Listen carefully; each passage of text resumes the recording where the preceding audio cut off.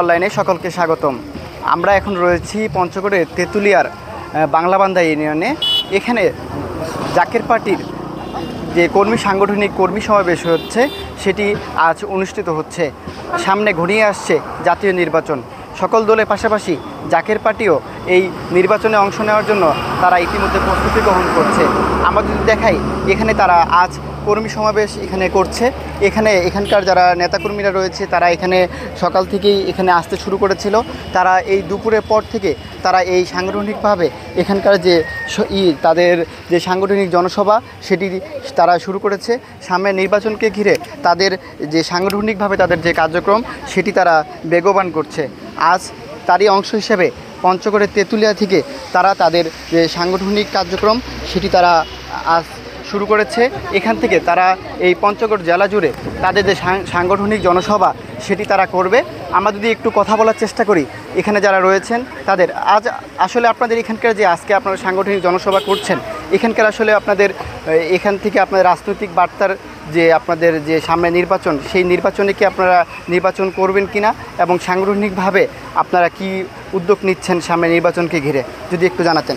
আসলে আমাদের ইউনিয়ন ভিত্তিক যে জনসভাগুলো হচ্ছে, এই জনসভাগুলো বিরাজমান বাস্তবতার নিরিখে জনজীবনের শান্তি শৃঙ্খলা ফিরিয়ে আনার জন্য এবং দেশের গণতন্ত্র প্রগতি এবং দেশের সার্বভৌমত্ব রাষ্ট্রের অখণ্ডতা সুসংহত করার জন্য আমরা এই জনসভাগুলো আহ্বান করেছি। পাশাপাশি সারা বাংলাদেশে যে গণতান্ত্রিক প্রক্রিয়ায় যে নির্বাচনগুলো অনুষ্ঠিত হয়, জাতীয় নির্বাচনগুলো সরকার যেহেতু ঘোষণা করেছে জাতীয় নির্বাচনের, সেই হিসাবে আমরা একটি গণতান্ত্রিক রাজনৈতিক দল হিসাবে আমরা সর্বাত্মক প্রস্তুতির অংশ বিশেষ হলো আজকের এই জনসভা। জি, আপনি যেমনটি শুনছিলেন, এখানে আসলে তারা তাদের যে নির্বাচন সেই নির্বাচনকে ঘিরে তারা ইতিমধ্যে প্রস্তুতি গ্রহণ করেছে এবং প্রত্যেকটি ইউনিয়নে তারা যে কর্মীগুলো রয়েছে তাদেরকে তারা তাদের নির্বাচনী প্রস্তুতিমূলক বার্তা সেটি তারা পৌঁছে দিচ্ছে।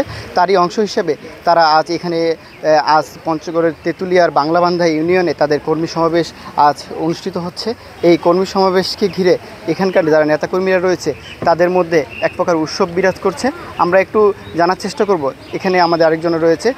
আসলে আপনাদের এই জাকের পার্টি সামনে নির্বাচনকে নিয়ে কি ভাবছে? আমি মোহাম্মদ শাহজাহান আলী, সাধারণ সম্পাদক, জাকের পার্টি পঞ্চগড় জেলা।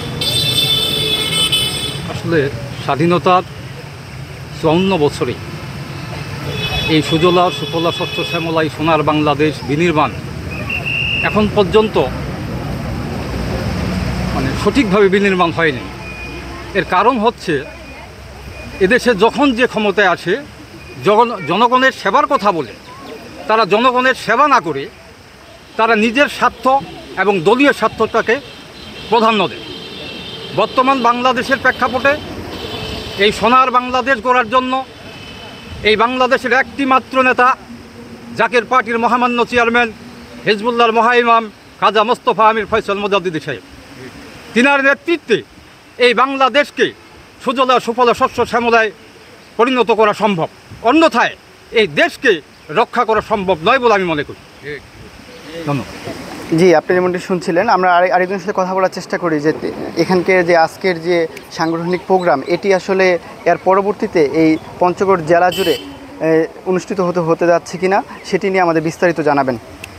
বিসমিল্লাহির রহমানির রহিম। আমি মোহাম্মদ সুমন রানা, জাকের পার্টি পঞ্চগড় জেলার সাংগঠনিক সম্পাদক। আজকে যে প্রোগ্রাম আমাদের ইউনিয়ন ভিত্তিক জনসভা, জাকের পার্টি মহামান্য চেয়ারম্যান মহোদয় যে আমাদেরকে দিক নির্দেশনা দিয়েছেন এবং সামনে আমাদের জাকের পার্টি মহামান্য চেয়ারম্যান স্যার আমাদের একটা প্রোগ্রাম করেছেন, লং মার্চের ডাক দিয়েছেন 29শে নভেম্বর। তারই ধারাবাহিকতায় আজকে প্রতিটি ইউনিয়ন পর্যায়ে, ওয়ার্ড ব্লক পর্যায়ে আজকে আমাদের যে জনসভা, এটি শুধু আমাদের জাকের পার্টি সাংগঠনিক জনসভা নয়, এটি গরিব দুঃখী মেহনতি মানুষকে দাওয়াত করানোর জনসভা।